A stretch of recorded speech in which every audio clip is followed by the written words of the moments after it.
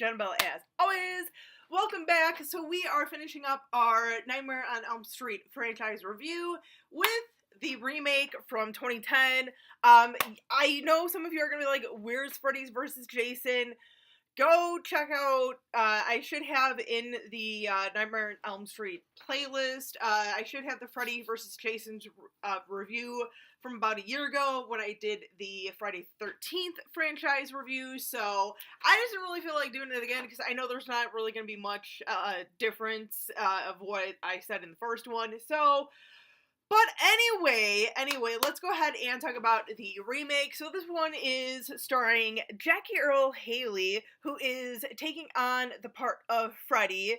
We have Rooney Mara, Kyle Gallner, Katie Cassidy, Thomas Decker,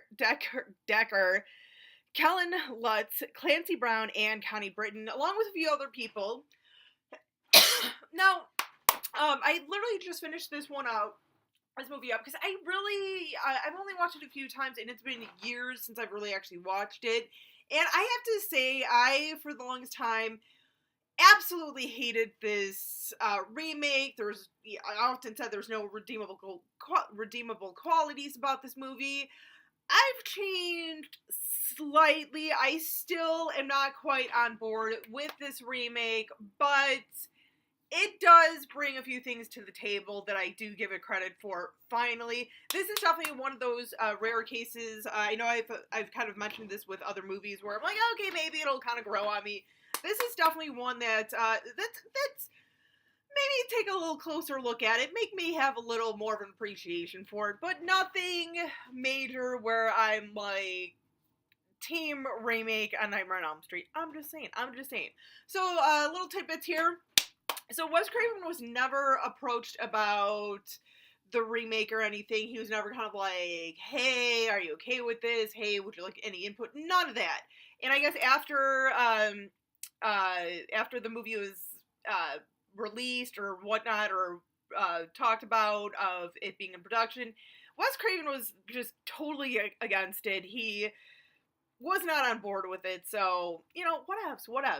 And this actually was also intended to be a prequel, and I do kind of vaguely remembering way back in the day before this started shooting or anything, I think when it was kind of first announced, the possibility of this one, instead of being a remake, being more of a prequel. I really wish they would have done that, but to be fair, in this remake, they do give us some backstory that, like, the first one didn't. I know we would get kind of some explanation, some backstory on Freddy Krueger and even his, like, mother and his family life and everything in the sequels, but this one definitely done a bit better than the original series. So, and also too, something that I just read too that I found interesting was Mara Rooney absolutely, I guess, hated being in this film, and almost made her quit acting. I'm glad she didn't quit acting, because I think her and her sister are wonderful actresses, very talented, and I think that maybe possibly because of that, because she didn't really want to be there for whatever reason, I think that's kind of why we get a very sort of stiff performance out of her. This is definitely not one of her better roles, and I think because of that, like I said, I think because she kind of hated being there, probably really affected her acting. She was probably just like, all right, let's just get this scene done and this movie done. So whatever. So, but let's talk a little more about the movie. So as I kind of just stated with like sort of like the backstory and stuff, and the possibility of this actually almost being a prequel to the first one. This one, as I was saying, does have a little bit more of a backstory on Freddy. It definitely touches more on the child molestation aspect that kind of was scrapped in the first one, kind of slightly alluded to, but nothing as much in your face as this one. So that's one big thing that I really give this one props for, and that I kind of like about this remake. And we do see some of the flashbacks. It's, and it's a pretty quick explanation too. Like, it doesn't go too incredibly deep into it or anything, but you get enough where it works. It's not the total focal point. Maybe they could have done more But for what they did, it's not too bad. I mean, we see that, Freddie was a gardener at a preschool, from what I remember with doing this series, it is pretty different, because his occupation before, wasn't he in, like, a factory, like, he was a factory worker or something, right? At least in the second one, that's kind of what they were saying, but, yeah, whatever. But this does kind of make sense that he would be, like, a gardener for a preschool or whatever, because easier access to the kids, he would be able to kind of gain the trust of these kids and everything, which is a pretty typical classic symptom of, or I shouldn't say symptom, but kind of a classic case of a pedophile or someone who molests people, or especially with children, especially at that young age. You really have to kind of get their trust and everything, and of course, with that, he does, it shows, it doesn't, like, show up front, but it definitely alludes to the very kind of nasty things that he's trying to do with these kids. Even, like, as far as, like, harming these kids and everything, like, one of the girls, I think a young version of Chris had, like, claw marks on her back one day, and her parents see it, or her mom sees it, or whatever. So little things like that, and also, too, we find out that Nancy was, like, his favorite, which is another kind of classic characteristic that we do see in sort of like a pedophile, someone who molests people and everything. So little things like that, that they included more into this story, kind of dove more into in the story, I really have to give props to. So, but yeah.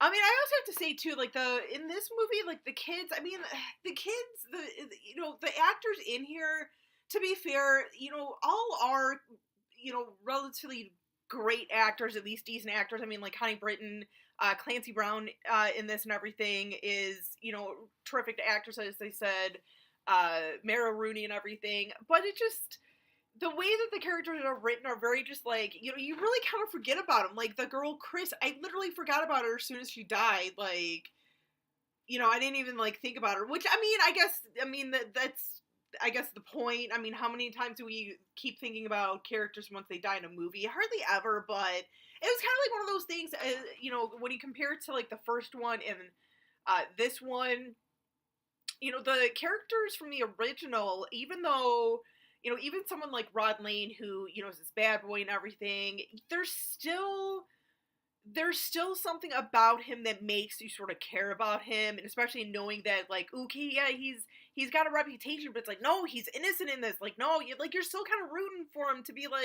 be found innocent, even though he's gonna die and stuff. You're still kind of like, oh, you're rooting for him. Please just let them see that he did not do this before it's too late and everything. This one, like, the kids, just, like I said, I feel like I have no real connection with them, and even in the movie itself, I feel as though the bond between the teens, like, isn't as strong as the first one. Like, the first one, they all seemed, even with, like, their differences and stuff, especially between the two boyfriends, Glenn and Rod Lane, like, there's still at least something, they're there to at least protect the girls and stuff. There's at least some sort of bond, especially with the two girls and everything. In this one, there's no sort of bond like that, like, no special bond, especially at that age. I mean, I get, like, they're supposed to, or at least they've been kind of brainwashed. I don't want to say brainwashed, but they've been kind of coerced into thinking that they've all only met, like, while in high school and stuff, when that in fact is not really the case. But, like, there's really, like, no sort of, I feel, bond between them, which is unfortunate. I feel like that's a very missed opportunity, especially with, like, how the whole franchise, that was, like, one of the, like, the staples, and what made, all these movies work, is that no matter what group of kids you're looking at, whether it's from part 1, 2, 3, 4, 5, 6, Freddy's Dead, or even I have to say the dreaded Freddy versus Jason, there's always been sort of, like, that bond between the kids, no matter what sort of, like, group they normally kind of hang out with. they kind of are brought together, have some sort of bond, but not in this one. They're just, ugh. But whatever. And also too with these kids, I mean, obviously they all have, things kind of going in their life. Obviously they have, this kind of shared forgotten experience from when they were in preschool with Freddie and everything. Their parents really were kind of like, okay, let's all separate them, move away for a little bit, so that way they don't have these memories. They would, they don't need to live with this memory all their life and everything. So maybe because of that, like, as they've gotten older, they don't have much of like other problems. Like, cause you think of like the first one, where all the kids seem to have like their own like sort of like almost adult sort of issues. Like Tina is from a broken home, is very much left to fend for herself. Nancy to a degree is sort of left to fend for herself because she's her dad's a sheriff or a lieutenant in the first one. Her mother is drunk, an alcoholic and everything. Rod's got his pressure of his parents to for sports and everything, and then Rod just I think I said in my review of the original one, where Rod, we just seem like, okay, very stereotypical, like, he was trying to play an Italian guy, so, that strong Italian, male, stereotype where it's like, you gotta be tough, you gotta be this. A lot of it, you feel like it probably did come from, like, his father himself and everything. This one, it just seemed kind of like, oh, honey, oh, are you okay today? Oh, it's just like modern problems where it's like they're really not problems, So I think it just, to a degree, it in one aspect it works because you want to focus on the molestation from when they were 5 that the parents are trying to repress in their kids' minds, and it was kind of a miss where these kids just seem to have other than just being teenagers, have a pretty sheltered life for the most part, so it just, I don't know, I just wish that they would have sort of like the same sort of problems as like the first movie where it's like, there's more going on than just, oh my god, we're having nightmares. But also too, because of the preschool thing, something that Connie Britton kind of was explaining to Nancy and to her friend Quentin, soon to be boyfriend, when they kind of discover like, hey, like you're not telling us something. You're not telling us something. She does pretty much say, well, these nightmares, these dreams we're having are pretty much repressed memories that are probably now just sort of surfacing. Like, I'm sorry I didn't tell you this. So to a degree, going that route of not having like the same sort of issues and problems and struggles as the kids in the first one, maybe I guess works out in the storyline for this one. Whatever. I mean, it's a small gripe. It's a gripe that I'm just gonna gripe about. Whatever.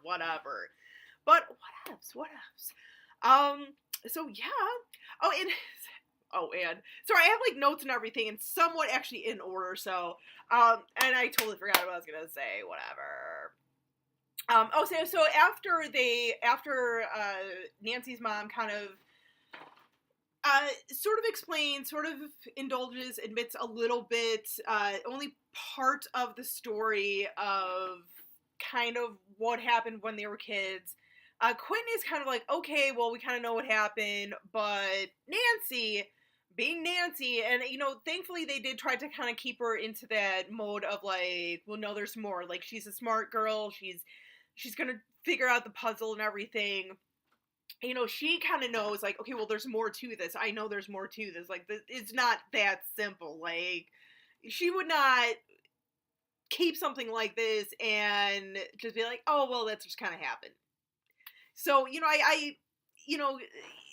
the kids kind of are, like, a little indifferent.